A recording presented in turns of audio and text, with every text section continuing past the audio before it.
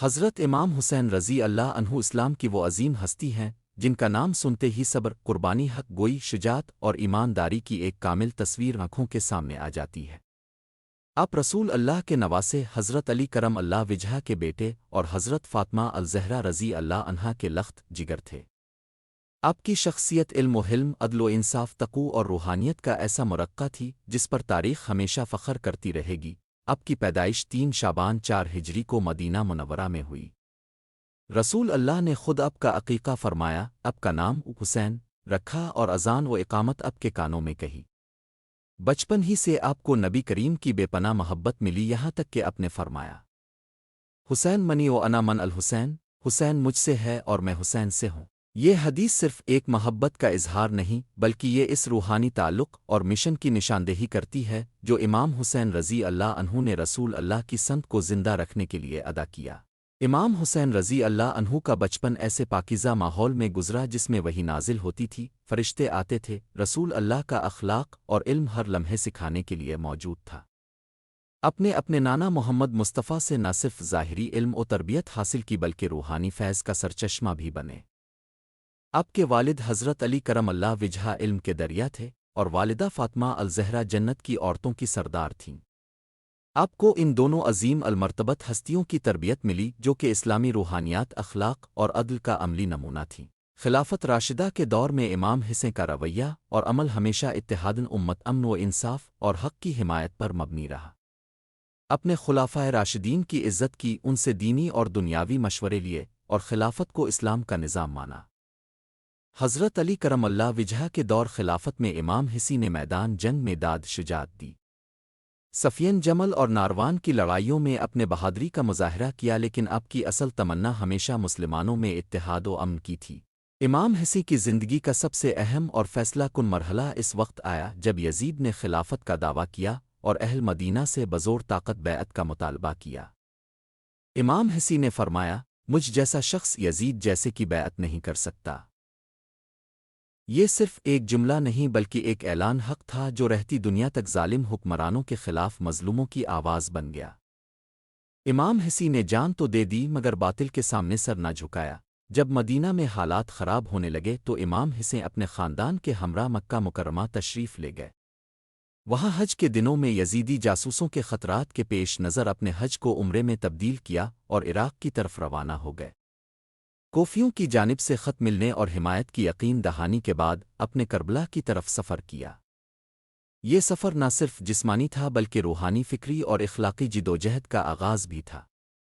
یہ سفر حق و باطل کے مرکے کی طرف بڑھنے والا تھا۔ حضرت امام حسین رضی اللہ عنہ اسلام کی وہ عظیم ہستی ہیں جن کا نام سنتے ہی صبر، قربانی، حق گوئی، شجاعت اور ایمانداری کی ایک کامل تصویر آنکھوں کے سامنے آ جاتی ہے۔ آپ رسول اللہ کے نواسے حضرت علی کرم اللہ وجہہ کے بیٹے اور حضرت فاطمہ الزہرا رضی اللہ عنہا کے لخت جگر تھے۔ آپ کی شخصیت علم و حلم، عدل و انصاف، تقوی اور روحانیت کا ایسا مرقع تھی جس پر تاریخ ہمیشہ فخر کرتی رہے گی۔ آپ کی پیدائش 3 شعبان 4 ہجری کو مدینہ منورہ میں ہوئی۔ رسول اللہ نے خود آپ کا عقیقہ فرمایا، آپ کا نام حسین رکھا اور اذان و اقامت آپ کے کانوں میں کہی۔ بچپن ہی سے آپ کو نبی کریم کی بے پناہ محبت ملی، یہاں تک کہ آپ نے فرمایا، حسین منی و انا من الحسین، حسین مجھ سے ہے اور میں حسین سے ہوں۔ یہ حدیث صرف ایک محبت کا اظہار نہیں بلکہ یہ اس روحانی تعلق اور مشن کی نشاندہی کرتی ہے جو امام حسین رضی اللہ عنہ نے رسول اللہ کی سنت کو زندہ رکھنے کے لیے ادا کیا۔ امام حسین رضی اللہ عنہ کا بچپن ایسے پاکیزہ ماحول میں گزرا جس میں وحی نازل ہوتی تھی، فرشتے آتے تھے، رسول اللہ کا اخلاق اور علم ہر لمحے سکھانے کے لیے موجود تھا۔ اپنے نانا محمد مصطفیٰ سے نہ صرف ظاہری علم و تربیت حاصل کی بلکہ روحانی فیض کا سرچشمہ بھی بنے۔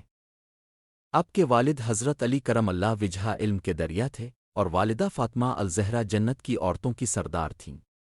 آپ کو ان دونوں عظیم المرتبت ہستیوں کی تربیت ملی جو کہ اسلامی روحانیات، اخلاق اور عدل کا عملی نمونہ تھیں۔ خلافت راشدہ کے دور میں امام حسین کا رویہ اور عمل ہمیشہ اتحادن امت، امن و انصاف اور حق کی حمایت پر مبنی رہا۔ اپنے خلافۂ راشدین کی عزت کی، ان سے دینی اور دنیاوی مشورے لیے اور خلافت کو اسلام کا نظام مانا۔ حضرت علی کرم اللہ وجہہ کے دور خلافت میں امام حسین نے میدان جنگ میں داد شجاعت دی۔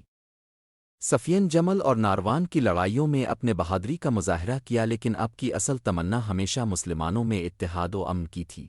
امام حسی کی زندگی کا سب سے اہم اور فیصلہ کن مرحلہ اس وقت آیا جب یزید نے خلافت کا دعویٰ کیا اور اہل مدینہ سے بزور طاقت بیعت کا مطالبہ کیا۔ امام حسی نے فرمایا، مجھ جیسا شخص یزید جیسے کی بیعت نہیں کر سکتا۔ یہ صرف ایک جملہ نہیں بلکہ ایک اعلان حق تھا جو رہتی دنیا تک ظالم حکمرانوں کے خلاف مظلوموں کی آواز بن گیا۔ امام حسی نے جان تو دے دی مگر باطل کے سامنے سر نہ جھکایا۔ جب مدینہ میں حالات خراب ہونے لگے تو امام حسین اپنے خاندان کے ہمراہ مکہ مکرمہ تشریف لے گئے۔ وہاں حج کے دنوں میں یزیدی جاسوسوں کے خطرات کے پیش نظر اپنے حج کو عمرے میں تبدیل کیا اور عراق کی طرف روانہ ہو گئے۔ کوفیوں کی جانب سے خط ملنے اور حمایت کی یقین دہانی کے بعد اپنے کربلا کی طرف سفر کیا۔ یہ سفر نہ صرف جسمانی تھا بلکہ روحانی، فکری اور اخلاقی جدوجہد کا آغاز بھی تھا۔ یہ سفر حق و باطل کے مرکے کی طرف بڑھنے والا تھا۔